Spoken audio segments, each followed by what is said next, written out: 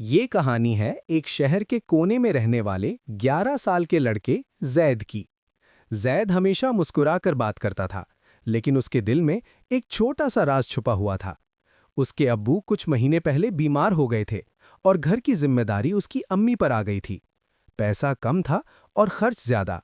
Zaid school जाता था, लेकिन स्कूल के बाद वो चुपके से एक छोटी सी दुकान पर काम करता था, सिर्फ इसलिए कि घर में थोड़ी मदद हो जाए। लेकिन उसने कभी किसी को नहीं बताया, ना दोस्तों को ना टीचर्स को।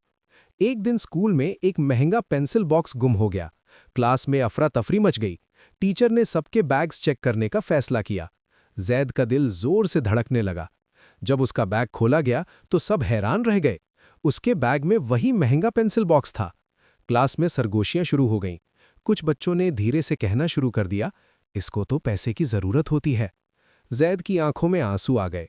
उसने कभी चोरी नहीं की थी। टीचर ने सख्ती से पूछा, लेकिन जैद सिर्फ इतना कह सका कि उसने ये नहीं लिया। उस दिन वो घर गया तो उसका दिल टूट चुका था। उसने सजदे में गिरकर अल्लाह से दुआ की, या अल्लाह, आप सब जानते हो, आप ही मेरी मदद करो। अगला दिन आया। क्लास में वो लड़का खुद उठकर खड़ा हुआ जिसका पेंसिल बॉक्स गुम हुआ था। उसने रोकर कबूल किया कि उसने खुद अपना पेंसिल बॉक्स जैद के बैग में मजाक में डाला था, लेकिन बात इतनी बढ़ जाएगी ये नहीं सोचा था। क्लास में खामोशी छा गई। टीचर ने फौरन जैद से माफी मांगी और सब बच्चों को समझाया कि किसी पर इल्जाम लगाना कितना बड़ा गुनाह हो सकता है। लेकिन कहानी यहीं खत्म नहीं होती। प्रिंसिपल को जब जैद के बारे में पता चला कि वो स्कूल के बाद काम करता है और फिर भी टॉप स्टूडेंट है, तो उन्होंने उसकी पूरी फीस माफ कर दी। जैद का वो छोटा सा राज सबके सामने आ गया, लेकिन इस बार शर्मिंदगी नहीं, इज्जत मिली।